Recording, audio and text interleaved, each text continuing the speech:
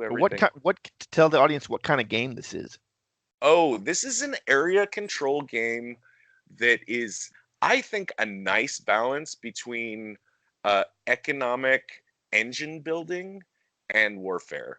That's It's a why you told me, right? Because you know I like those economics. So when you noticed that, right, and said that this is a game that I would like. You've told me this for a while, I think. From the first time I played it, I thought this could be a really great game for Lewis. Um, yeah, I think you're gonna be a fan.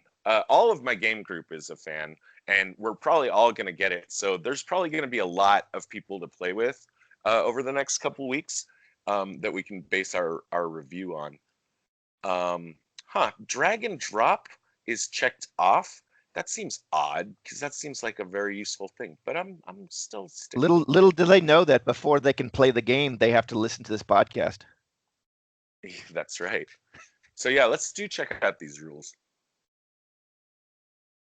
It's just part of the thing. It's like maybe every 10th time you do the board game thing, they have to listen to a podcast. That way they don't know. They're not going to avoid it, but they're like, okay, we got caught this time, but yeah, it was a good one last time. Or like, that one I wish I hadn't shown up. But I think most of the time they'll be happy they got forced to listen to our podcast. Can't guarantee that they're going to enjoy it, but I think there's a high probability. One would hope. One would hope. So yeah. Um, It's a nice artwork. I like how it's like the ancient, kind of like the seal of a king from like the like 1200 AD or something. When you send out that red kind of seal thing, it has that kind of feel to some of the artwork. I mean, where it says the scythe. Yeah, there's a really interesting balance of the artwork between the old and the new, or the old and the futuristic, because this game does have mechs and high technology, but it But it's also also has, got battle buffaloes. It looks like. yeah, it also has people riding around on yaks. So yeah, let's talk about the I do want to talk about the art, but right now I have the rules open. And I don't want to read all these, or at least if we do, I'll definitely cut this part out of the podcast. Actually, I don't have to because this is going to be the video part. But the object of the game, when does the game end? That's what we need. It ends when a player places their 6th star on the triumph track. You can earn a star for doing any of the following. And there's 1, 2, 3, 4, 5, 6, 7, 8. There's 9 ways to get basically a victory star.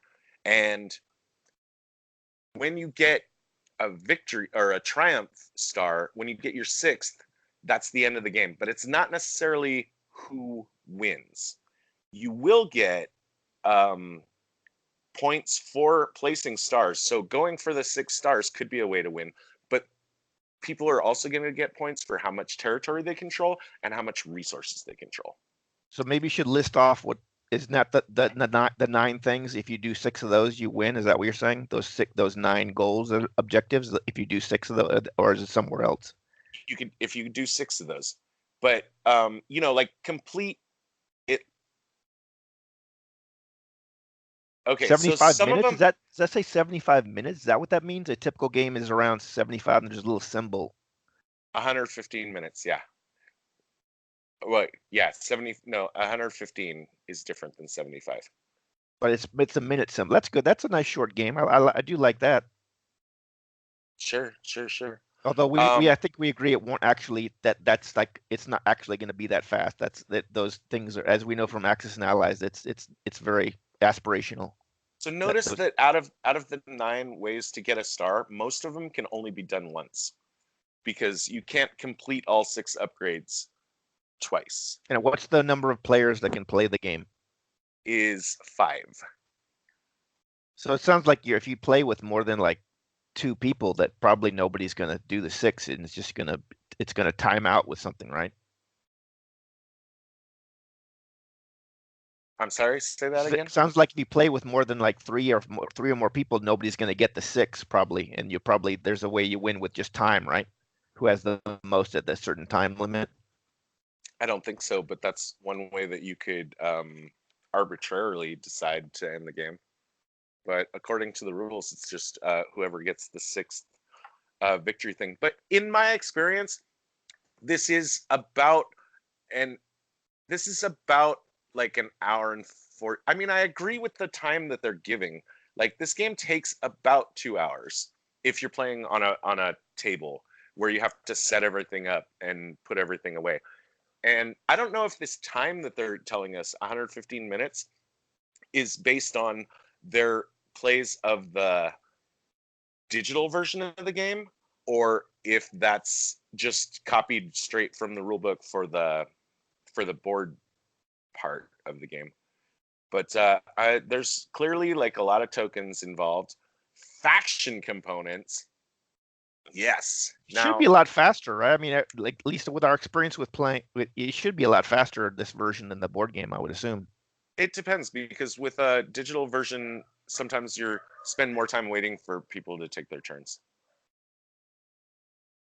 Like you used to play, just as an example, you used to play this game where this thing is spinning around and that's a board game, but you were playing it on, I can't remember the name of it, but that was like a famous board game I think you were playing online, but I can't think of the name of it. So, are you thinking of Talisman? Yeah, isn't that a board game that you guys are playing online? Yes, and it was brought to online by the same company. The company is Asmodee, and that seems to be their specialty, is they make board games into digital versions. In fact, if you are looking to find board games on Steam, I think actually the best search that you could put in is not to search board games, but actually to just go ahead and search Asmodee, because they're the people that do the most of this. And so how is the speed difference, or is the game similar, Talisman, the online and the board game? Oh, it's identical. So is it faster or slower playing it on Steam than the board game? About the same. I would say about the same. Important concepts. Let's go through important concepts, and then let's and types of units. Let's see. And so then we'll try to play, because we don't need to learn the setup. What would you rate this game on the Avalon Hill thing? You know, the one where it's like complex, from like the most complex squad leader game to the easiest in like complexity and how much time it takes to learn how to play the game. In my opinion, but see, people don't know what my personal gaming experience is like. But for me, this sits pretty comfortably in the middle. It's definitely not a light game. It's definitely not something my sister is ever going to play with me. You know what I'm talking about, right? Those Avalon Hill games when we were like teenagers, early 20s, that you pick the box up and there's like rule 31.215 rule, and it's like there's like 2,000 pieces, and it's like, I'm talking about like that level of. It's not like that. It is not that. It is not that at all. Those games take like 5 to 10 hours to play. And sometimes you don't make it. I opened one of those games one time. My friend and I, about 30 minutes in, we just put it back in the box. So never to be seen again. I don't think that's going to happen here. No, not here. No, that's not going to happen here. Let's check out these important concepts before we actually try to get into a game and mess around with it, okay? A territory is a hex on the board. Yeah, it's a hex. It's a hex board, like you can see in this picture down in the lower right. And looks like each hex has a different terrain type. It's either a farm, a forest, a mountain, a tundra, a village, a lake, or a factory. Now, factories in this game, it's a weird mix of it's a little bit post-apocalyptic, but it's also a little bit has a feel of like World War I. And that's because you have mechs, right? So you have mechs mixed in with like animals, right? Like you said. And so people have lost a lot of their technology. When you get to a factory, getting to a factory is like finding one of the factories of the ancients, like before whatever apocalypse happened here, and like reactivating it. But like our factories of today, like maybe whatever we have today, that level of factory. This is more in the future. This is like distant. This is not our. It's like what, more way up beyond this current time. Like how far in the future does it say that it's based on, or does it mention it? It doesn't. It's very fuzzy on the lore. In fact, I don't think there is really any lore. But I can just tell you for sure, like the factories are not something that we have the ability to build as humanity. Factories are things that already exist on the board that you need to be the first person to get to like reactivate. And I think those factories actually contain even more advanced technology than what we have right now in the present day where we're making this podcast. I also want to mention that each of these hexes, farm, forest, mountain, tundra, and village, are each associated with a resource, that being food, wood, looks like Stone minerals. or minerals. Yeah. Oil comes from the tundra. Oil is important for your mechs, I think. You get people, more people for your villages. The lakes are a special one. I'm pretty sure in the game there's no resource associated with lakes, but lakes are tiles that ordinarily you can't cross until you get the right technology. So you're not, but the interesting thing about it is that you're not building a farm. You're finding a farm. You're finding a forest. You're not building any of these things, right? That's right. Yeah. The farm is already there. The village is You do already have there. to do some work, I'm assuming, to get the factory up and running, or maybe to get the farm going, or so. But still, it's there. I'm not sure. I think it might be just the first person that gets there. And you know what? Actually, there might even be, don't quote me on this, there might even be only just one factory in this game that's in the middle of the board, and the first person that gets there gets the benefits of it. Actually, I think that might be the way it works. So Your home, are we yeah, gonna go play ahead. a few? Are we gonna play a few turns later on? Yeah. I want to do important concepts and unit types, and then we're gonna try to play a game, okay? So Already. let's see what the next important concept is they have for us, which is home base. You have a home base that is your starting point, and it's also where your units will go after you lose the combat. It's not a territory, so you can't do anything there. And there are two home bases on the board without corresponding pieces. Now, I got the game and the expansion, so even though I think in this game that we're about to try, I think there's 5 Yeah. factions. I just got the regular one, but I didn't. But we're just playing the vanilla one at first, right? I There's didn't get the expansion yet. there's extra ones in the expansion. And this is a good time to mention that this is an asymmetric game in that all of the factions have a different special abilities, and they also have different tracks on which their economies move in the engine building part of it. So is it more like to simplify it, is this more like a AoE one game or a AOM game with, like as if, like distinct factions like Norse, Greek, or is it AoE style where like everybody just has like one thing different, but everything else is the same? As far as the units go, it's everybody's the same, but everybody's economy works a little different, and everybody has a different special ability. Okay, so it's AoE style. But the AoE is a fantastic game, so there's nothing wrong Yeah, with that. it's what I call middle of the road asymmetric. I've lately played some games that are extremely asymmetric. Shoot, I can't think of the name of this one right now, but it's really cool.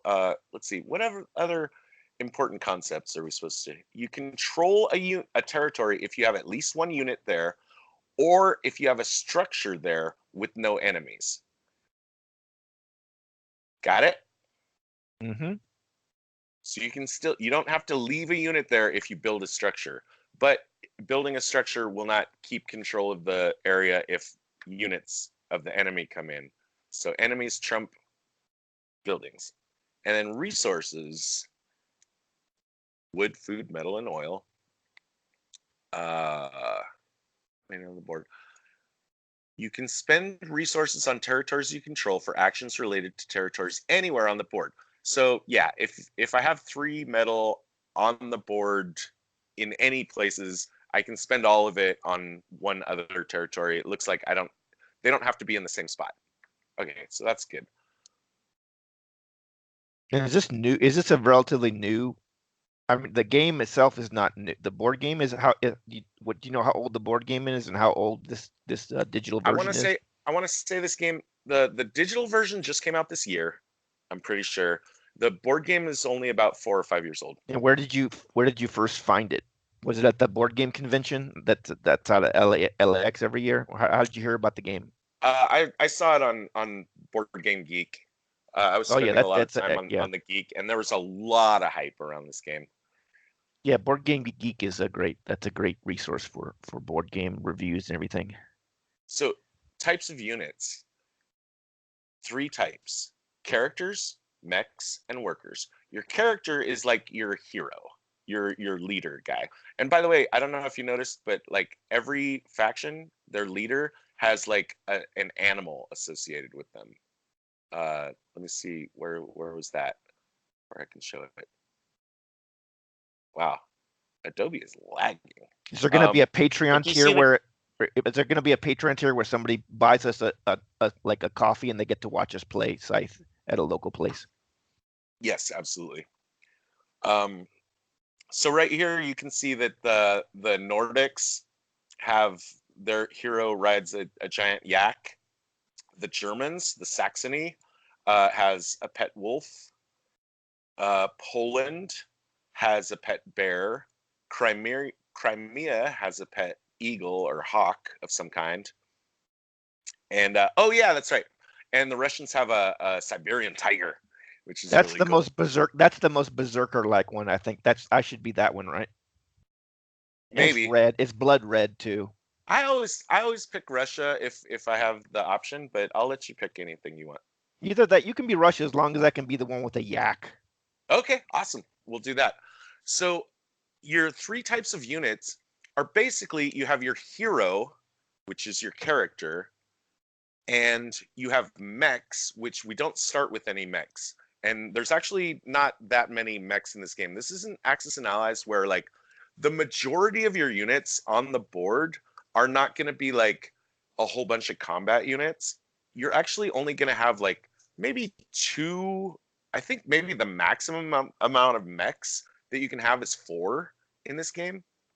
And so if you look at it, like you're only ever going to have like a grand total of 5 combat units if you have your character and your 4 mechs built. So is this And going to then be like a economic war type game too? it is. Like I'm telling you, dude, this is like 50% economics and 50% war. And it's very engine buildy. Like I would even say like military conflict comprises about like 20%, 25% of this game, but it's an important 25% of the game. And so mechs, so characters can do combat and they can have encounters. Encounters are like story missions you can do.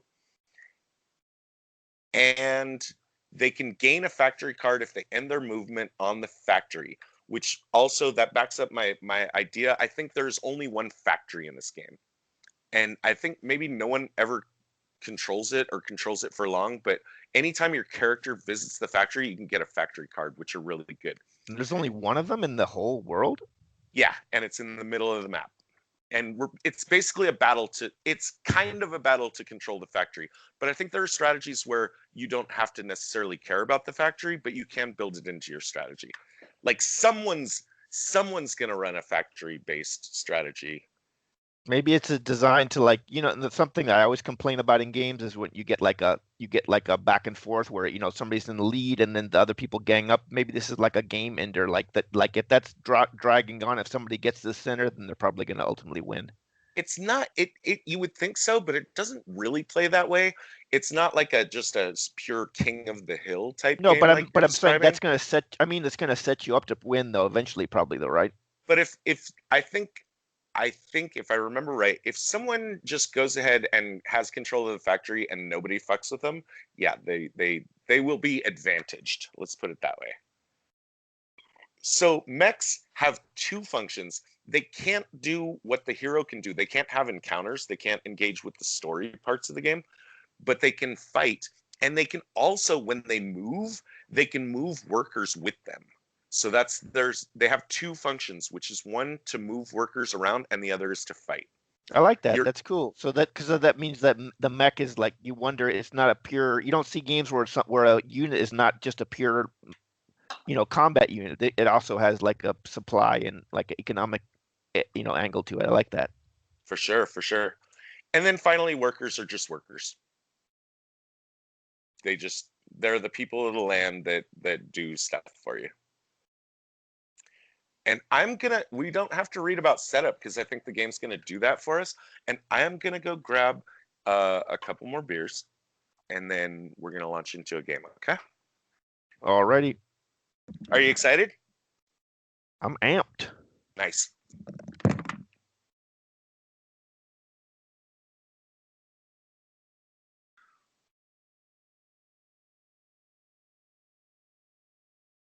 Jamba.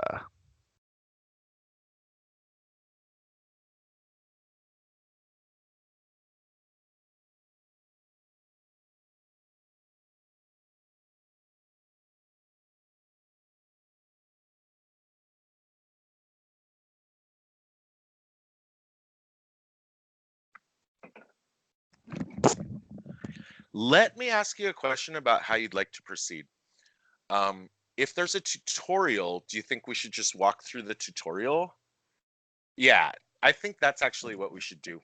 I don't think we should make a podcast or a video where we try to play against each other right now. I think if we just go through the tutorial and then discuss like what we think, this game looks like or whatever for the podcast, and we'll be done. And then we can play it actually like not recording, and then we'll come back in a couple weeks after we've played some games and we'll give our final review. Yeah, because it's not going to be a fascinating like turn 1. Here's what I'm doing now. Turn 2. I can get in detail. What's happening right now is I'm waiting for Todd to go on a move. Okay, but actually that won't happen very often, as Todd only knows that I take long turns. All right, can you see my screen? Yep. I like already the fact that tutorials split up into chapters that you can go back to and read. So this is a turn-based game, I take it. It is definitely a turn. But I'm sure you can. Is it simultaneous turns? No. But you can set a turn timer, I'm sure. Look at that artwork. See the mech in the background? Yeah, that feels like Russia. That definitely. Although no, that's Poland, isn't it? I think that's Poland. Yep. And I forgot, we did want to talk about the artwork, and you can view all the artwork in the main menu, and there's so much of it, and it's really gorgeous. But yeah, there's definitely Polish hussars with those winged things on the back of them on the left side. But they have rifles with scopes. It's a crazy mix. It is a really neat little mix. Okay. Ooh, zooming in. Whoa, zooming in on the map. So already do you feel like this has definitely added something to the board game? Like you could see like this is not just going to be playing the board game on a TV screen. I just like well, whether or not, I don't think there will be a bunch of bells and whistles. There's not going to be like cinematics or anything. All right. Our goal is to have the greatest fortune at the end of the game. And fortune is not exactly money. I think it's something else. You can get coins during the game. You'll get the most of them during end game scoring. Okay, so the fortune coins are what wins the game. For every star token you place, you'll get coins. For every territory, and for every 2 resources you control. So yeah, most of those objectives actually, it looks like a lot of them multiple players can do actually. At least some of those objectives. So it's not just get 6 out of 9. It looks like so I think at least half of those multiple people can do those. Oh yeah, no, everybody can do all of the 9. Oh, okay, I thought there was some. Oh, I guess I confused. You said something that you can only do one time, but I thought it was objectives. It was something else then. You can only do most of them one time. Oh, I thought you meant the whole game. Okay, now that makes more sense now. And the one exception, I think, might be combat, where you can, every time you win a combat, you get a star, and you can only do that one twice. Now, look at this too. Let's look at popularity, which is something I liked about this game. You can be a dick in this game, and that will lower your popularity, and that's not good. But sometimes you have to make harsh decisions as a leader. You get more money if your popularity is high. And you probably, I would think is maybe it's affecting your ability to trade with other civs if everybody hates you. I don't think there's any trading Oh, in there's this not. It's game, not a trading type game. and that's not the mechanic. But basically, just if you are a despot, it's kind of like your morale in other kinds of civilization games, where like if you have, well, it's weird because in most games, like if you're a dick to your people, you can get a lot of money out of them, but their morale will be low and their You get a production is. revolt. Yeah, you might get a revolt at some point. In this one, they're kind of more tied together. If you're a benevolent leader, you get more money. But the game is going to give you some decisions. There's like story decisions in this game where sometimes you always have three choices. You have the one that will make you more popular, less popular, or neutral. So so not only you're playing the game, but you're kind of going through a story for each of your civs too. That's just within you and your civ. There's just little story elements, let's say. I'm excited to show you those.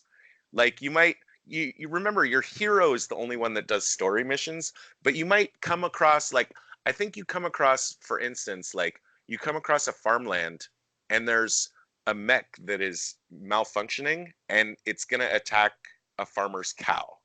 And it says, like, what do you do? Do you protect the cow from the mech? Do you push the cow toward the mech to get it killed, or do you do the other thing? And does it change? Do you get some different bonus if you do different things? Does it have some? Is there some consequence to doing the? Exactly. And usually the best bonus comes from doing the least popular thing. And if you want to raise your popularity, usually that's like a sacrifice. But remember, if you're a popular leader, overall your people like you more So it's making you and they give choose you more between money. it's making you choose between long-term and short-term benefits. Yes, Sounds like. yes. Yeah. Yeah, Okay. that's good because you don't see a lot of games like that directly do that. So they're telling us again about the 9 ways that you can get stars. And you can preview this list by clicking star, and they want me to click, oh, up here in the upper left. Okay. Yes, okay. So we already know that stuff. And we can check that anytime in the game. So that's the star button.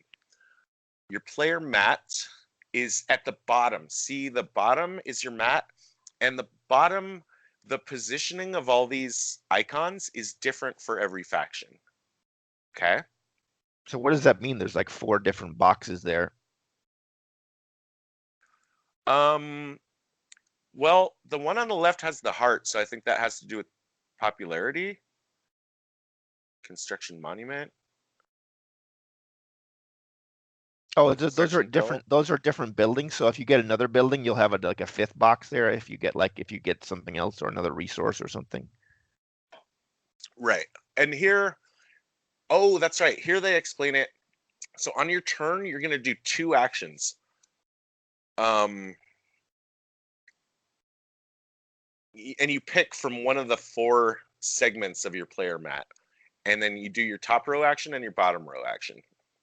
But you only get to do something from one of the boxes. Yes. And each one of is like economic, one is military. Well, what are the other 2? I think they kind of blend in different ways depending on how you play, actually. And what's at the very bottom there? Like, oh, is that your resources? I see like bricks. Looks like there's like bricks or iron bricks or. I see oil, I see metal, I see wood, and I see food. So at the very bottom, like the bottom row of all 4 boxes, that's your resources that you have available, maybe. Maybe. So let's select this action. I selected the coin gain action. I wanted to gain coins. Now, this is going to be explained more in the tutorial, but the way this game works, do you see how there's like, let's see, what's a good example? What does that mean? You're basically moving a unit onto some place where you're gonna get money, gold there or something. That's the idea. No, I'm just saying, I don't know, collecting taxes. Okay, I'll say okay. That's a good way to think of it. So you're not actually so what's happening? You didn't place any counter down. You didn't do any, like you didn't gain any territory. You're just taxing your people basically. Yeah. So nothing's changed. Like the opening board, nothing's changed. You still have the what are those yellow ones? Those farm to like the two yellow one with bowls in them. Yeah, that's food. And then the brown ones are what are the brown ones again? Forest. Wood. Yep. And then there's people. And then what's the one with like the horseshoe that's red next to the two mechs? Oh, it's tunnel. a tunnel. I think tunnels are like warps. And you said, can you go anywhere? Is there a tunnel, or is it only the next one? Is there like a tunnel on the other side of the map where you can get to another tunnel? You can see the other tunnel on the right side. But is it any tunnel or just the tunnel that's closest to? I think it might be any tunnel. Now here, this is important. Now I did the third action, right, out of 4. I won't be able to do that action on my next turn. So you can never do the same action or pair of actions twice in a row. And so what are the 4 actions you've done so far? Just to review, just so I make sure I'm we don't know yet. We don't know yet, but we're going to find out. But it made me take the third one, which was collect money, and I can't do that next turn. I'll have to do something else. So I'm saying so far all you've done is you've just collected money. You haven't moved anywhere. You haven't, just so that we're on the same page and everything. That's right.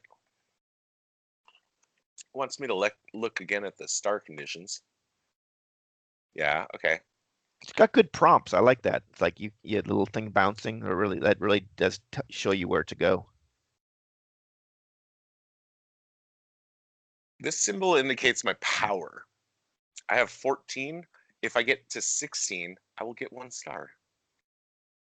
Let's pay 1 coin and gain 2 power via the bolster action. So they want me to do the first one. And I'll do that. And this is just like the board game. And when you start out, you're not supposed to have any. Oh no, you're doing the tutorial. I'm saying, like in the actual game, do you know where everybody is at the beginning? I'm take it. Yeah.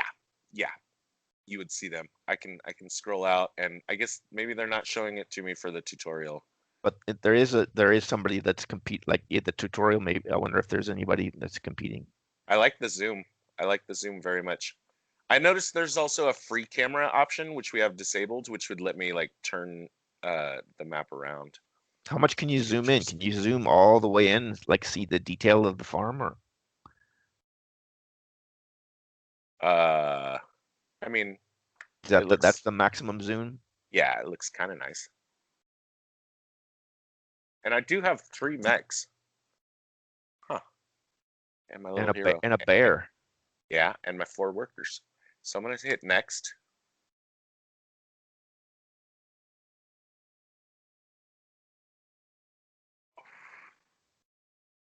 Oh, it is showing you the other players. Or didn't it just show you?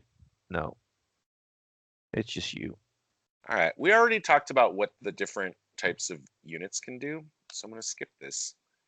And we already talked about the different spots. Oh, let's find the factory. Do you see the factory? It's right in the middle of the board. There's only one of them. Right there. That purple thing? Yep. Where are you? Where are you in relation I'm to the left of it. Notice you're not that far. That's the whole board? Yeah, that's the whole board. This is how long does it take you to move from 1 hex to 1 hex? Well, I wouldn't be able to move across the lake right now. So I would need to move maybe up to the northeast. So I don't know. I guess I could get my hero. Where's my hero? Oh, you can't cross the hexes that have water in between them. You can't cross without some kind of boat or something. Upgrade. Yeah. So I don't know. My hero, it looks like I could get there in 2 turns, but I'm not sure that I can move my hero twice in 2 consecutive turns. Because remember, every action you take, you can't take that same action in the next turn. So it's possible if I get a move that I would move once and then have to do something else and then move again. Maybe 3 turns. I might be able to get there in 3 turns. Do I want to? We'll find out. And how long do the like when you play the board game, how long do the turns tend to go when you play with 3 or 4 people? Oh man. They're actually not that long. Like 4 minutes. So the whole game is only taking maybe like 30 turns or something? Yeah, I would say that's about right. That's not bad. I think 2 hours is a good. I think that's for me. That feels like a good like top limit for a game for a sitting. Now they want me to move my workers to a farm, but I need to pack them onto a mech first. So Or a character too. Characters can also take them. It said. no, characters cannot transport units. Can the workers just move on their own? I'm not sure. I think so, but it's slower. And it's like one at a time instead of as a group. Right now, they want me to put all the workers onto a mech and take Oh, you them. can. Oh, that's cool. You can put them all on. Okay, these are some big mechs. Yes, we've seen them in the artwork. They're gigantic. They're like AT-ATs from Star Wars. So they want me to do two things on this turn. I'm going to take my hero to the north to grab this metal that's just sitting there. There's two pieces of metal. And I'm going to use the mech to move my people to move my workers to the farm. So I select the move action. Notice, so the move action is one of the four. So what if I do this move action next turn, I won't be able to move anyone. I'll have to do something else. So again, there's two parts usually of every action. There's the top row and the bottom row. You have to do the top row one first. So select a unit to move the mech. Use the transport. Okay. Yeah. Okay, I kind of screwed this up by playing it in windowed mode because I can't see the bottom of my window. Maybe I can click that. You could go back. Can't you go into options in game and switch? Here, I think I did it. Nope. Did I not do it? You could say I think you could save the progress and just go in options and come back in and out. Okay. I'm gonna do that. I would hope you can save that. Well, we haven't really done It's very okay. much in Yeah, here. I'll just skip through really quick and I'll edit this part out. So I'm gonna launch it again. And what are the? Did this have a high requirements? Or probably not. I don't think so.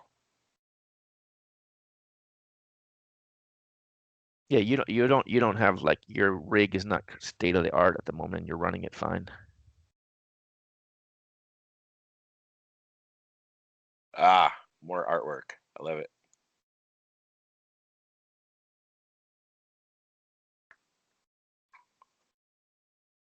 Loads pretty fast. Oh, I see. Yeah, it zooms in to show us the factory. I like the graphics. I really do. The models look like models. Oh, and I think there's a painting feature so you can put color on the models. Oh, that's cool. So let me just skip through this real quick. That's probably the only way I'd get into painting figures because I would just never actually take the trouble of getting everything ready to paint them. But if I can just do it on a computer, then I'm much more likely to get into that.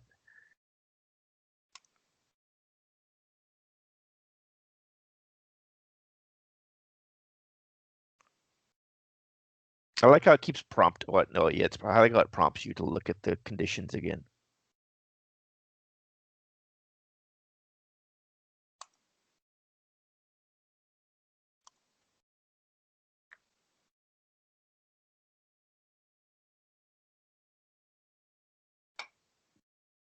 So the expansion of this game, it has like a bigger map. I take it there's an expansion where you can no, just more factions. Oh, just more factions. Let me see. Okay, yes. So let's execute this plan. We're gonna move all our workers with this. 2 green tiles means we can move 2 units. Now, what'll happen later is when we upgrade, we'll be able to move 3 units when we do the move action. So you're gonna boost your move action. But right now, by default, I get to move 2 units. So you're gonna move the mech and your character. Your mech loaded with warriors or workers and your character. Yeah. So I'm gonna click that, pick the mech, pick up the people with this button. So loading them doesn't take a move. Right? Did I load them? Why are you clicking on two squares? How come there we go. How come it clicks on two squares? Because those are the two places I could go. Oh, I see. Okay, I thought you haven't decided to move yet. Those are just where you can go. Okay. I can't go to these other places because there's water in the way. Okay. But later, I think you can upgrade your mechs to cross rivers, but not necessarily lakes. And then I'm gonna take my workers to the farm, and they just all pop out. Cool. So that was one move out of two that I can do. Later in the game, if I do my upgrades right, I can do 3 moves when I take the move action. My second move is going to be to take the hero. Now, look, the hero's got lots of other move options. First of all, they're on a tunnel, so they can move to any place that is also a tunnel. That's cool. I wonder if there's a way to like stop up the tunnel later. Huh. Maybe. Is there in the board game? I don't remember. Remember to pack your food. Now, I don't know why it's actually, I don't understand that part. But the food that's sitting here on this farm, I guess I don't want to just leave it there undefended where someone else could come and take it. So is that at the bottom of your box? That box on the far left, is that the food at the bottom? You like click on that or something and move it or bring it along, or I don't know, but I just put my food onto my hero, and they're gonna take the tunnel over here. So now there's 2 iron and 2 food in this area. Oh, you stuck food on the hero? Yes. Okay. Does it show that you have less food now in your stockpile? I think the resources just stay on the board. Like, there isn't like a bank of food that I have. What's Bot Nordic? Is that an opponent? What was that? Nordic would be an opponent. So now you've seen your first opponent. Yes. Both sides, I think they secretly decide how much power they're going to put in, of how much power they have, and then they decide if they're going to use a card. And that's how combat works. So it's kind of similar if like we would know the game the game was like that with that fiery game with this red that we played at the board game convention once or twice. Blood Rage. Yeah, that has a game mechanic like that in Blood Rage too, right? Yeah, it's a little like that. When you do combat, it's kind of like a secret choice of how much you're committing, and then we find out how much people committed, and the fight is either won or lost, just straight up. So the player with the highest total will win the combat. Ties go to the attacker. That's interesting because in a lot of games, ties go to the defender. And then however much power you committed or combat cards you committed get spent. The winner gets control. They get a star. Remember, you can get up to 2 of your 6 stars you can get for winning combats. The loser, all their units go to the base. And if they used any power combat cards, they get a combat card. So sometimes if you feel like you're not going to win the combat, it seems like it's better to just like kind of go a little weak sauce on it, let the person defeat you, but you'll get a combat card as a reward. So everybody gets one whether you win or lose the battle. No, it sounds like the loser gets one. Oh, only the loser gets one. Okay. Right. But the winner builds up victory points, right? Isn't there some when you get 2 power points, right? Or no, they get 1 star for winning the combat, and you can do it up to 2 times. Yes. For that star, and that's one of the 6, so that's pretty big because you only need 6, right, to win. It's not to win; it's to end the game. Oh, Whoever it does. gets Oh, okay, that's important to realize. So, yeah, I was assuming that when you get the 6, you win. No, it just ends in the game, and then who has the most money wins, right? You getting the 6 stars doesn't mean you win necessarily. you will get money from how many stars you have, so it is important, but it's not game defining. It's not the only thing that goes into victory. Let's expand the stats to see if we can chase the Nords off. Now, the Nords have 10 power, but they can only use 7 of them. Now, notice I have only 1 power. That doesn't sound very good. They have no But you have combat cards, so their total firepower that they could possibly use is 7. And remember, I think if they chose, they could choose to use 0 because you spend the power when you fight. And then the 4 is what that just adds to your, so you would have 5 power max if you took all 4 of your power cards. I think I can only play one of them. I only have 1 power, but I do have 4 combat cards. I'm allowed to use 1 combat card per combat unit. Oh, so if you bring more mechs, you can play more cards. But you can always choose to spend up to 7 of your power, even if you only have 1 unit. So you could have 5 power if you spend your one power and you have 2 units getting the double attack power. Is what it's saying, right? If their one unit was attacking my 2 units, that would mean they can spend up to 7 power, and I You'll have can spend 5. up to 7 power. But you only would And have wait, 5. no. A card doesn't just equal 1 power. It's going to be more complicated than that. But here, let me walk you through it. It said that it would give you 2. Let me walk you through it. If their one unit was attacking my 2 units, they could spend up to 7 power, and I could spend up to 7 power. That's very simple. But they would only be able to play 1 of their combat cards, whereas I could choose to play 2 of my combat cards because I have 2 combat units. We're going to find out what the cards do. Now, the bolster action, the second one, so looks like I don't know, the second one is to gain more power. So I think the second one is your military. For 1 coin, I can get 2 power. So let's give it a try.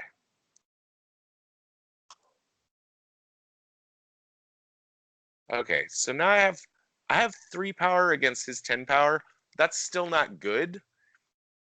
But I have 4 cards, and I don't think he knows how many cards I'm going to choose to play or not play.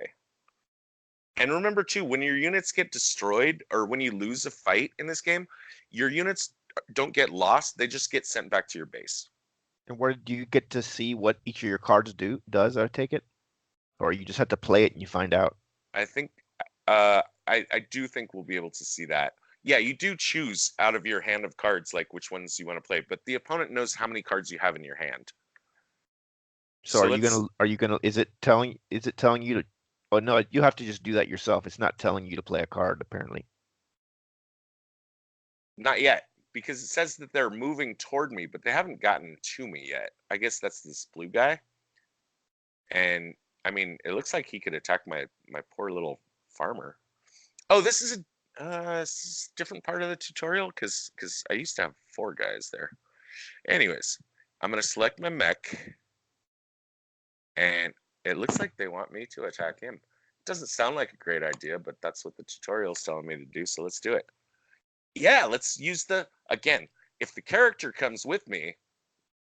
Oh, do you need 1 combat card per thing you want to attack with? Is that how it works? So if you want to attack with 4 units, you'd have to use 4 combat cards? No. If I have 4 units, then I can play 4 cards. Okay.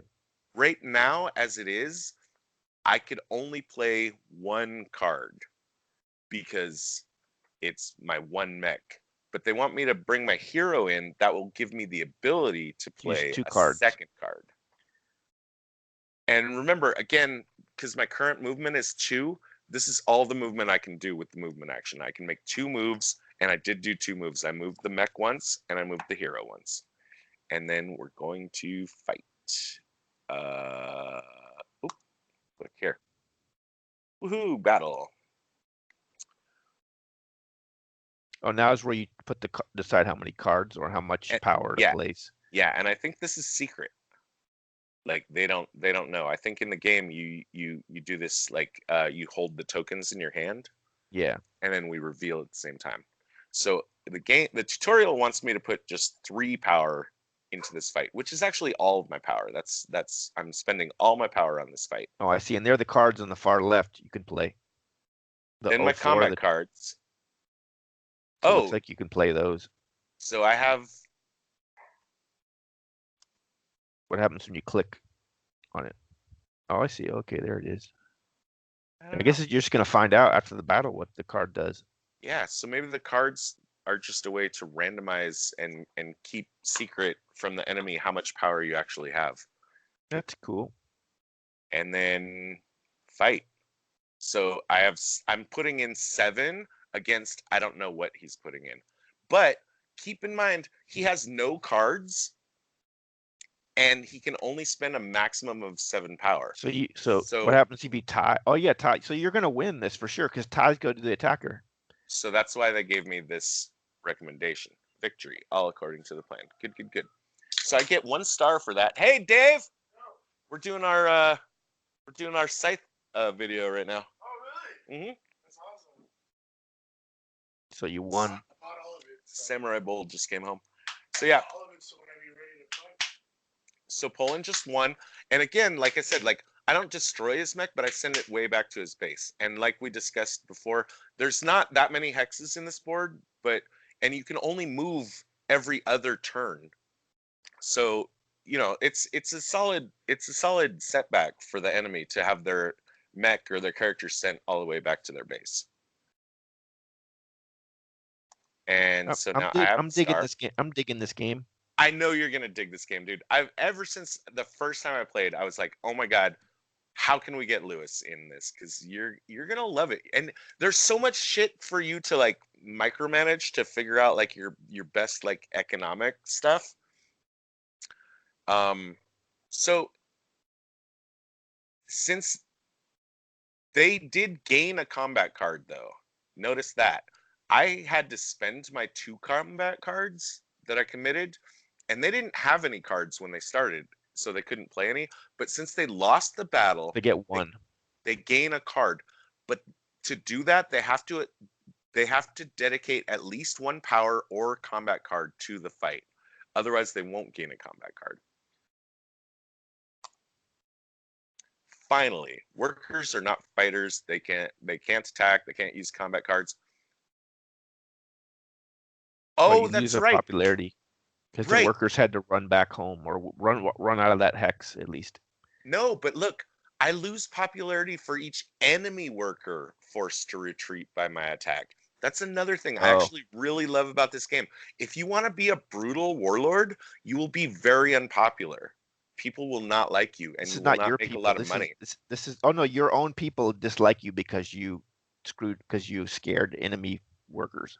In this game, your people would prefer to be ruled by someone that everyone thinks is a cool guy. What happens when you're? What is the mechanic of having popularity? They haven't told it. Like, what's the point of it? Is it what's bad if you're low popularity? You will collect less taxes. Oh, okay. So sometimes you have to attack the enemy workers, but if you can, you want to avoid it. If you can win the game without it, nobody cares if you attack your military against the other military. But when you sick your military against helpless civilians, that's just considered like bad by the game. And the other player can be like brutal and use them as human shields. Yeah. So let's try the next tutorial. Oh, they want us to play Nordic this time real quick. Okay. Oh, Saxony has no limit on how much they can win by combat. So if you play the Germans, you could get all 6 of your stars just by fighting. That's their special ability. Is there a revolt when your popularity gets terrible or something really bad happen? I don't think so. No, you just don't get as much money.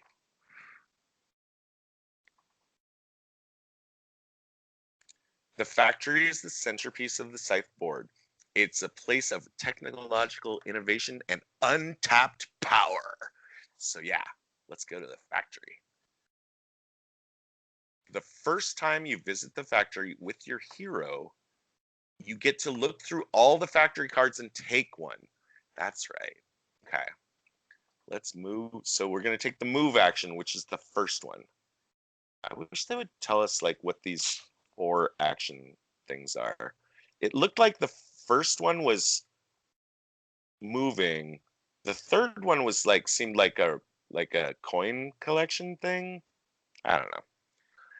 But let's go ahead and move. I have 2 move actions I can do, but I'm just going to do this one. I could move another unit since I have 2 move actions, but they're not giving me any other pieces because they just want to show me this. I like how it limits you, like it doesn't let you do too much in one turn, so you don't get overwhelmed and the game doesn't bog down. That's another reason I think this would be a good game for you, because your action, like what is it?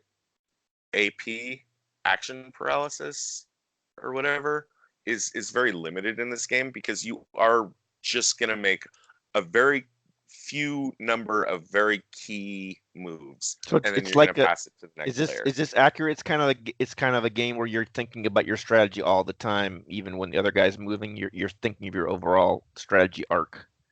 Absolutely.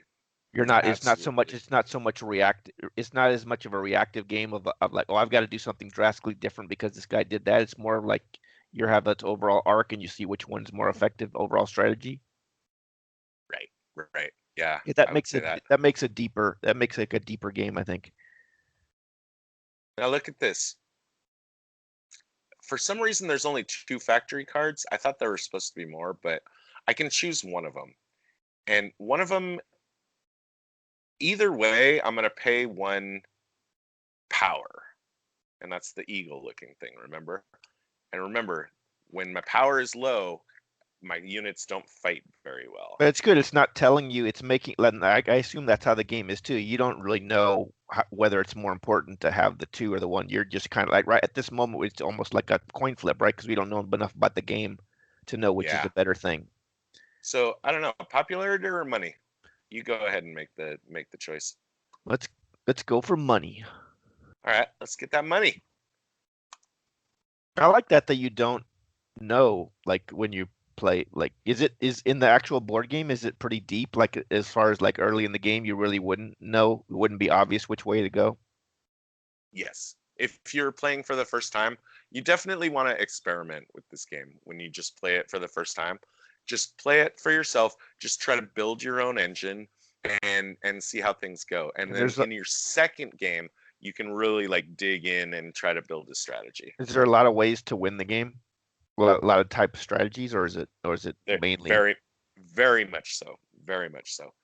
Now notice the factory card now becomes part of my player mat. So now instead of when my turn comes along, instead of 4 actions I can choose from, I can now choose from 5 different actions. I can use my new factory power. The choices that I made is permanent. I can't change it. I'll never get another card. I only get this card the first time my hero visits the factory. And I chose the money power from the factory. And it looks like it gets me maybe a little bit of power too. And a factory. Or you can move the factory. No.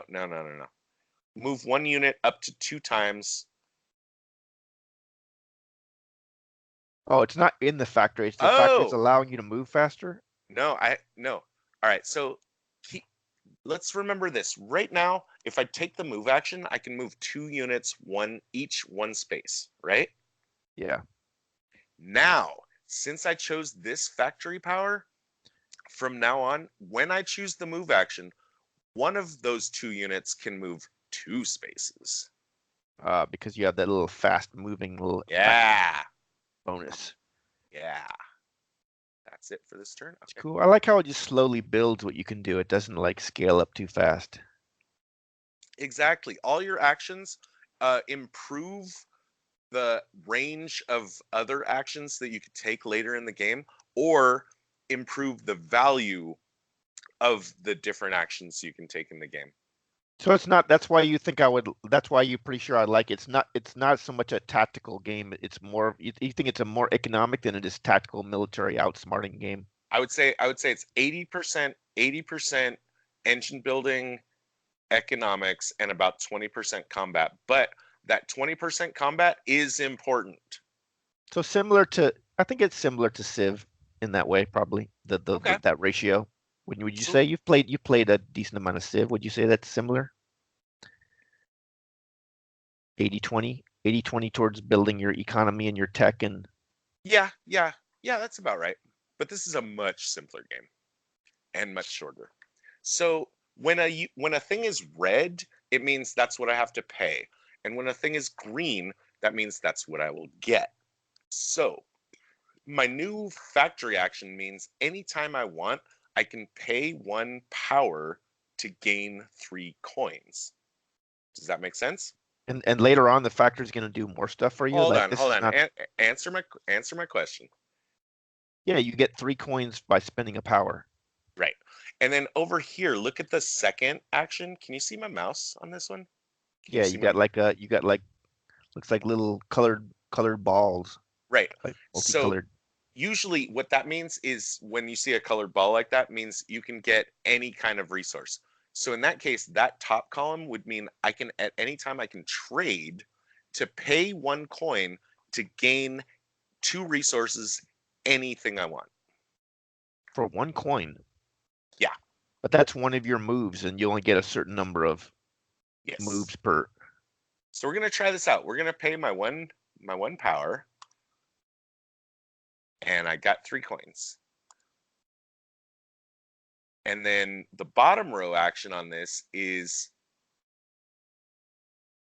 You can move 1 guy in extra space. right. So oh, so it's a different way to move someone. Okay, so I explained it wrong the other time. This is a different way to move. So now with this, I can remember how you can only take the same action like once and then you can't do it again the next turn? But now you can. Now I have an ability to move and just keep moving because I could just keep bouncing back between my factory power and my normal move action. But when I do my normal move action, I'll be moving 2 guys 1 space each, and when I do my factory move, I can move 1 guy 2 spaces. So it wants me to select the character and try this out. Oh, see, now he's got greater range of movement. You can get to the oil. I can, but for some reason, it wants me to see this village. Let's check it out. Now, these are the situations. These are the story things. This is so cool. So as I'm traveling across Eastern Europe,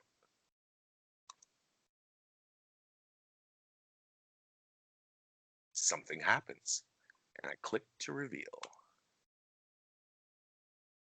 As I told you before, each encounter gives you 3 options. There's basically like, think of it as like an alignment choice. You can do the good thing, the bad thing, or the neutral thing. Pay 3 popularity to gain 5 resources. So, yeah, so the top one is always the good option, and that's the one that will gain you popularity. So, if I enjoy an afternoon festival with the commoners, I will gain a little money and a little popularity. And you That can't sounds- do the other one sounds because you good. don't have. That's why it's red, because you don't have any popularity, so that's why you can't do that one. Right. But if I did have enough popularity, I could lose it. I would gain any 5 resources, which is huge, right? Any 5 resources I want. That's massive in this game. So But you it could do comes at 5. a huge or you- cost of my popularity. It could be 5 of one resource, just 5 of something. Exactly. And that's really important for your engine building, for how you want to like build up your different abilities. Now, the neutral option, I just want to take a look at real quick, is in the middle. Enter a battle of wits and lose on purpose.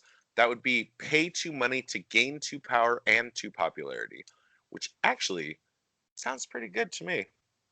But you see how it works? Like you can do the top thing is like usually the least gain. The bottom thing is the most economic gain, but for the most long-term problem. But the better deal is that first one because you get to all you're doing is gaining. You don't have to give up anything, and then later you could take if you came back this later, you could use the $2 you gained to do the number 2 part. Yeah, let's do it. Congrats, I'm getting famous. So can you go back to that one right now, or do you have to wait till 2 more turns? Right, you can't do that next turn. No, that story part is Oh, that's over. only when you hit the village. That's right. So you have to find another village. That's only a one time.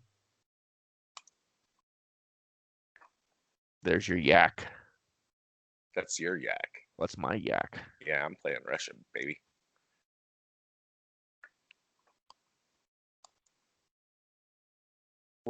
It's nobody's. I mean, we're just doing a one player.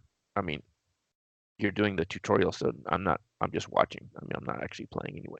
Yeah, you're contributing now. You're making it fun. So the bottom row actions require resources. I guess that's why I couldn't do, because remember, red is what you have to pay to get the green. Remember that? Red, how much? And so you have to have 4 iron to get 1 mech. Is that what Yeah, it's saying? But that's- where do you know how much iron you have? That's what's not clear from this. Where's your stockpile of? It's how much I'm controlling that's on the board, and But it must show you somewhere how much iron you have. Is that one of those boxes? Maybe. I would think it should. Is it up the top left? Maybe those little things like if you click on that, maybe it tells you. Score calculation. Hold on. Structure bonuses. Got to be one of those. Objectives. Recruits. Mech abilities. Huh. I don't see it. Let me try this button. No. I don't know. We'll find out.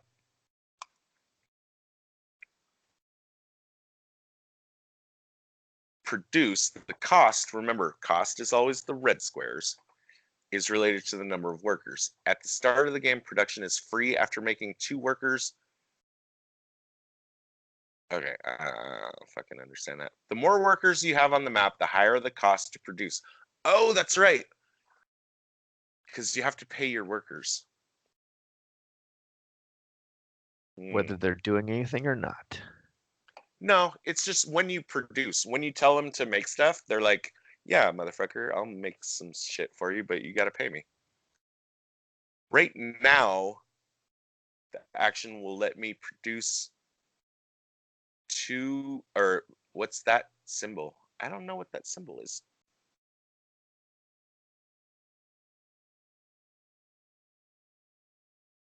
It just looks like a hammer. All right, well, I'll build hammers.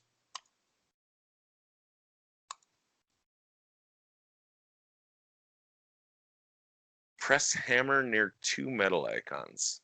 All right. I guess you're like digging the iron out of the mountain or something. Mm-hmm.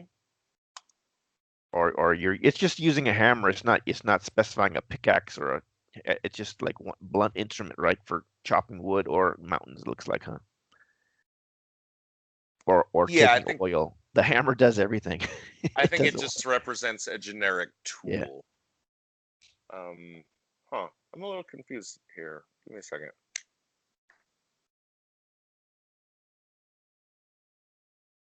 Press hammer near 2 metal icons. So you're gonna mine those resources then wherever you move the. I'm trying. Oh, I need to press the hammer part, the green button part. That was a little unintuitive. Because I had 2 workers, now I produced 2 iron. Can you see? Does it show anywhere? Maybe it's going to show now, because maybe you didn't have any iron. Maybe now we're going to see that you have iron. When this turn's done, it's going to show up somewhere. I'll be looking for it. Yeah, me too. Well, it says a little 2 there. I guess that's how you could tell. See, there's 2 on the. Maybe that's how much you have. Maybe we'll see if that changes to 3 when you do more. Because it stays on the map, and that's why sometimes you want to move the resources around to keep them safe. But let's use another. You can move your resources. Yes, yes. Your mechs can carry resources. We saw that your hero can carry resources. Remember when I carried food with me? But they still count though. You don't have to like go grab them and bring them home. You can still looks like Once you can still use them wherever they are. once they're on the board, they belong to whoever controls that territory. So I could either put military here to defend that iron that I now have, or I could try to transport it back home and keep it more safe. But right now, what do you think? Should we get wood? Apparently, I can get. Let's get some oil. All right, let's do it. Excellent choice. The bottom row action of this is still out of reach, though, and that's, I think, because we didn't have. You don't have enough iron. You have to have 4 irons. Yeah. Okay. Oh, the other way is using the trade. Oh, that's right. Remember, I can pay a coin to just gain any 2 resources. Yeah, so we should just grab some iron, huh? So we can get some more mechs out there, maybe. I don't know. The tutorial wants us to get food. Okay, get some food.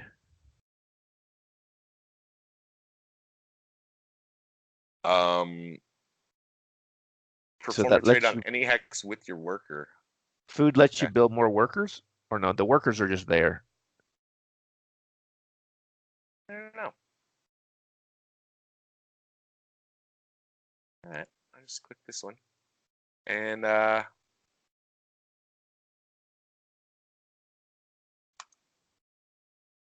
okay, so one coin. Does that dropping workers down? Is that what those? Is that what did you just drop there? Workers or food or what are the ones? That means that there's 1 unit of food in that region. In this region, there's a unit of oil and a unit of food, and here there's 2 metals. Okay, and we don't know what food does yet, apparently. Food, if we look down at the bottom, see on the 4th action, if you pay 3 food, you can gain a recruit. Oh, one of those 4 things. And it looks like money. You either get 1 recruit or 3 coins.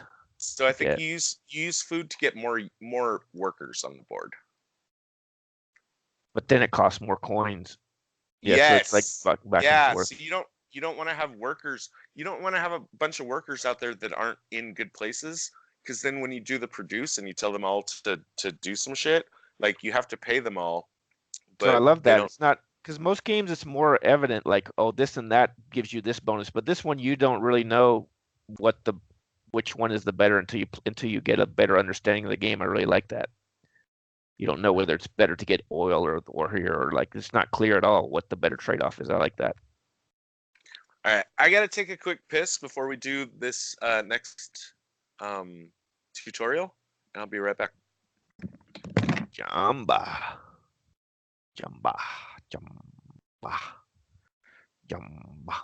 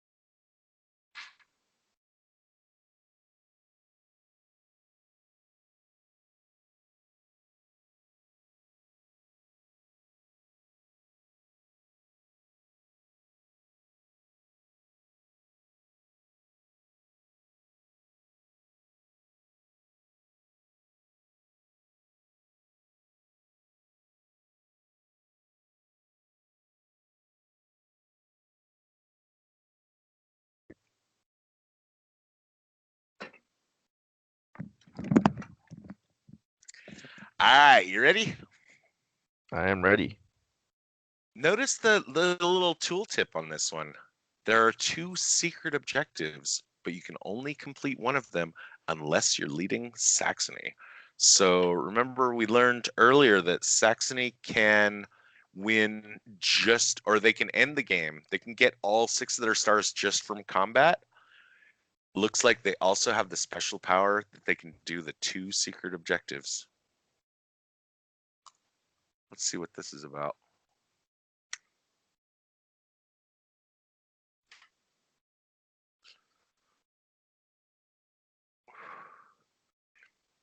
So upgrading increases, this is the engine building part of the game.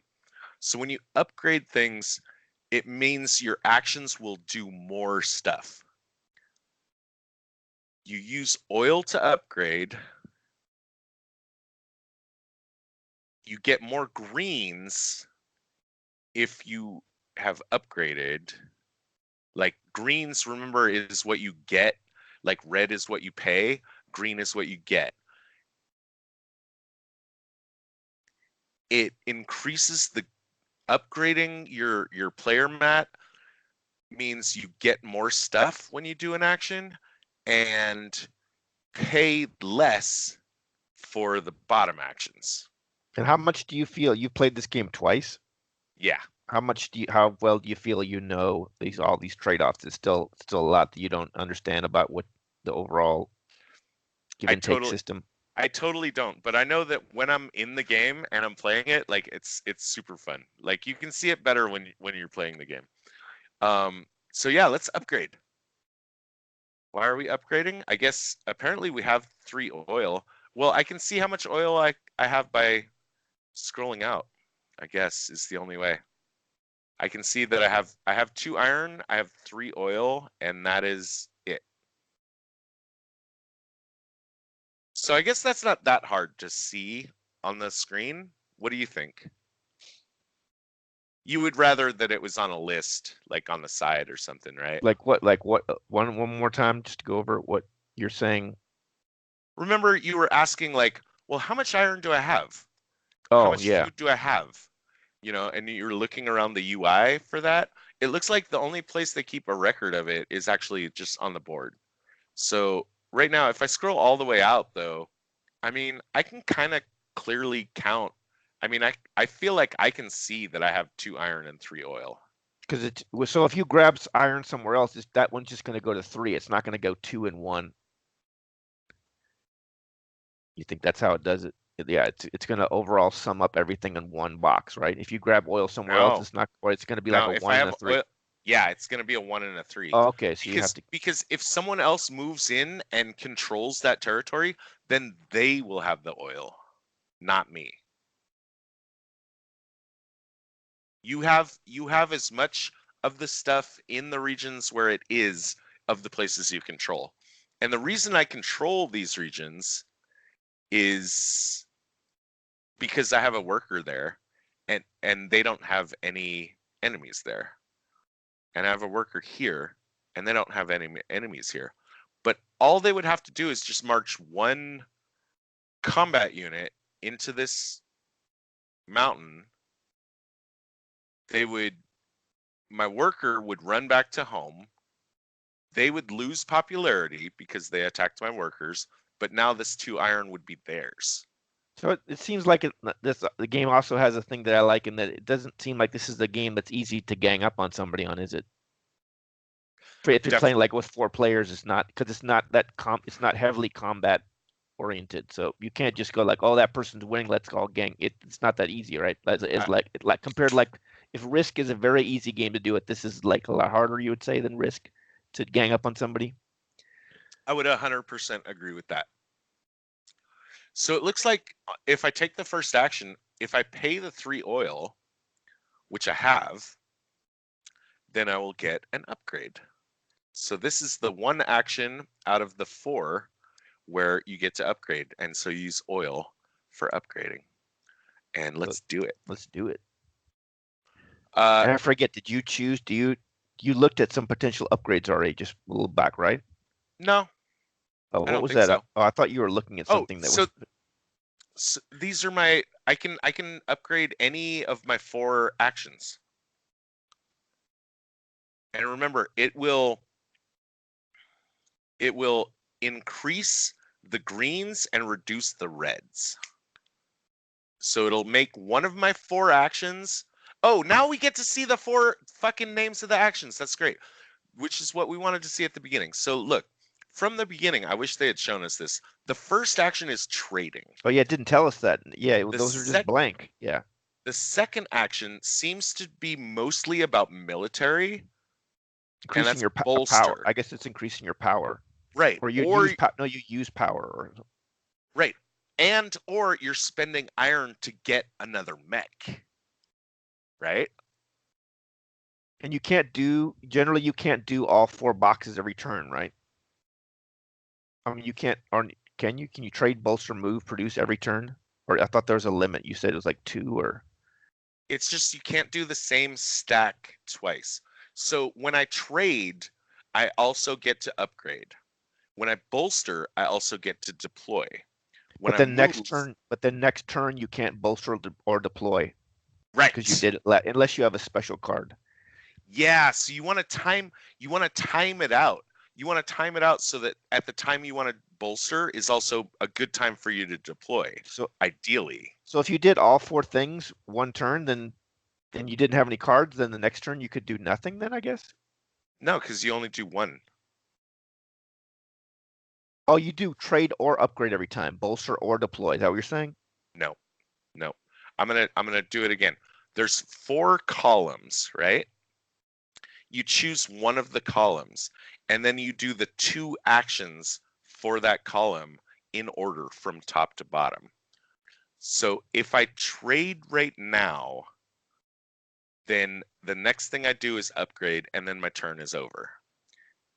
If I choose to bolster next turn, then the next thing I would do is deploy, and then that's the end of my turn. And that so every turn you can only do one of those 4 every turn, one of the 4 big columns. Oh, I thought okay, then there's nothing to make you it'll do more of those. It's only 1 per turn every time. Until you gain a factory card, which gives you a 5th option over on the left. And you only get that factory card by having your hero visit the factory.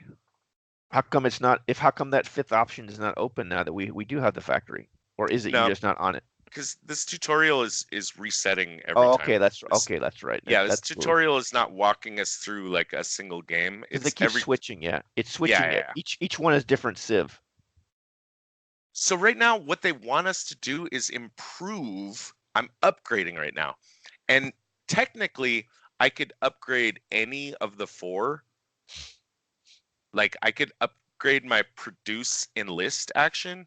I could upgrade my bolster deploy action, but the tutorial wants us to improve our move build action. So that's what we're going to do. You with me? Yep. So this is going to be good for us to play it because has it been a while since you last played it too? Oh, wow. Okay. Hold on a second. This is confusing. This is confusing to me because I feel like I upgraded the move build thing, but now it's clicking me on the deploy.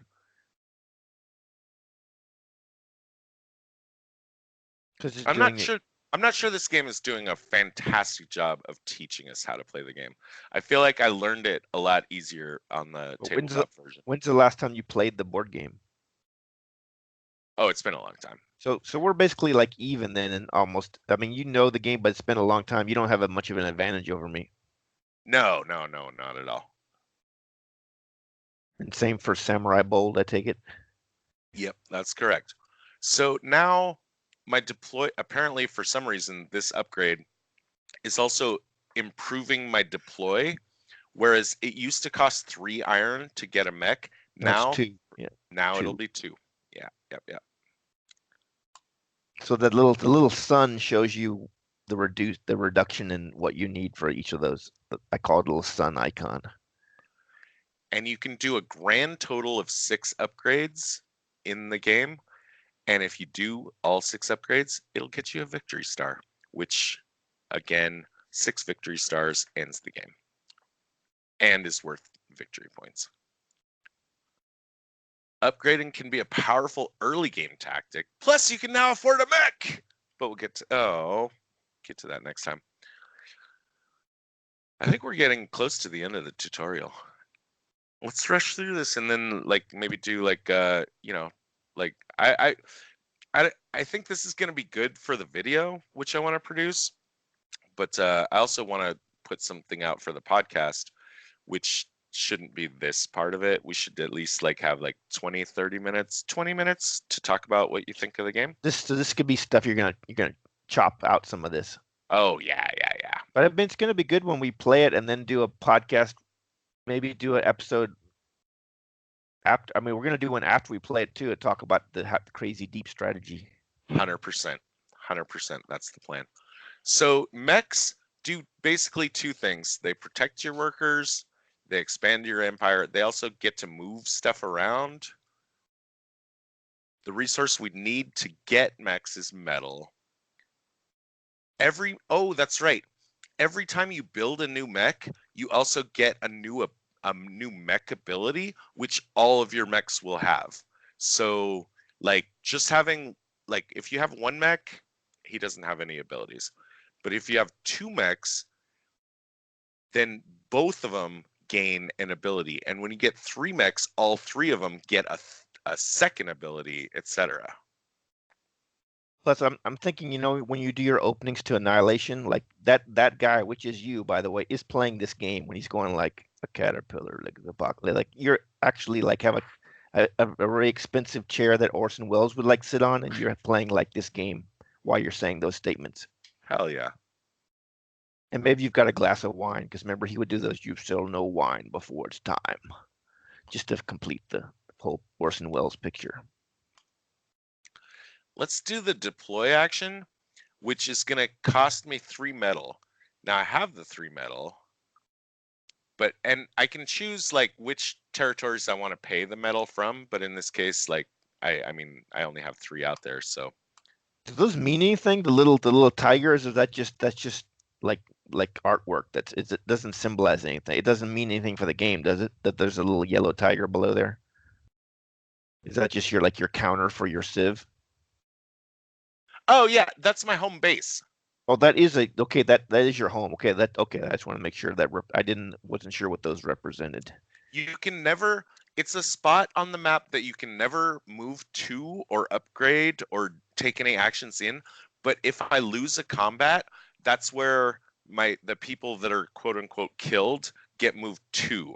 So from if I lost a combat right now, and like if my hero got killed, my next turn they would start there, and they would either be able to move here or here. You can't, but you can't move into that yourself. You only move out of it. Yeah. It's like your spawn point in a first-person shooter game. I don't know if you've played a lot of those, but you know how like usually like when you get killed in a first-person shooter, yeah, you just go back. Yeah, you go back to the.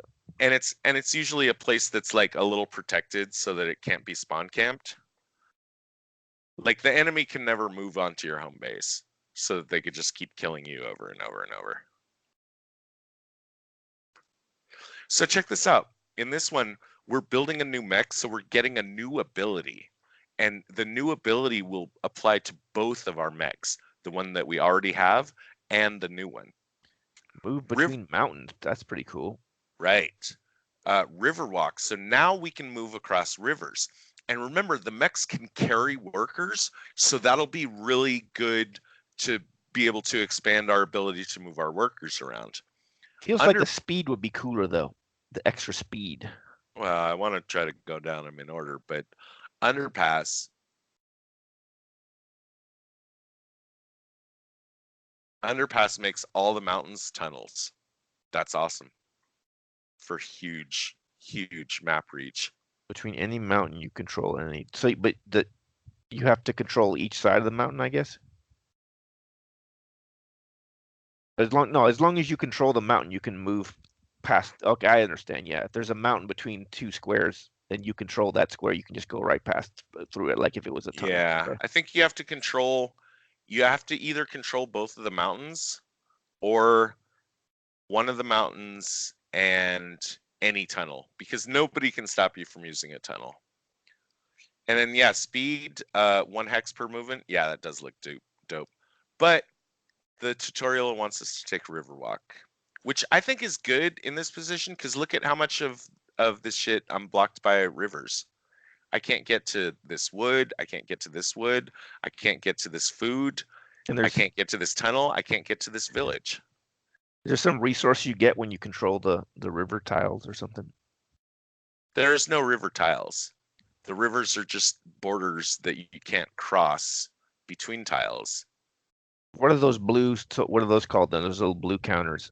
Those are the lakes. Yeah. Do you get some? Did you get resources out of lakes like fish or something, or what? No, there's never any resource that comes out of lakes, but there is a special upgrade. I think at some point that lets you actually like have like water mechs. I think actually that's one of the factions' special abilities. I think their mechs just start out by being amphibian, to where they can live on, they can move across and exist on lake tiles. Or it's an upgrade, I forget. But I think there's a faction that just has that ability. Let's just grab Riverwalk, and I can only, when I build a mech, it has to be built somewhere that I have a worker, which in this case is only this spot.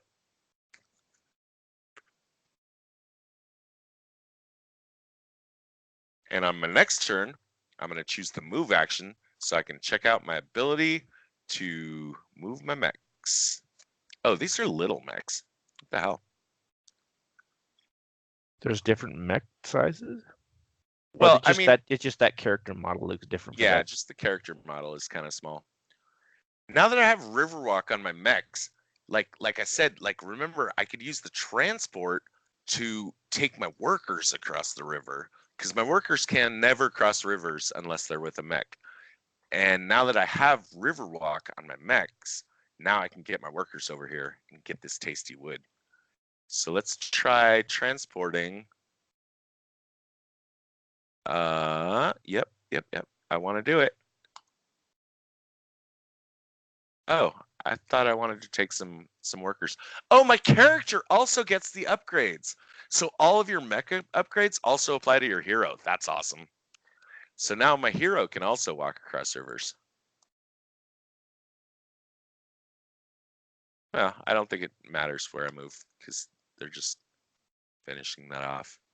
Next tutorial. How many more tutorials are there? How many different civs are there?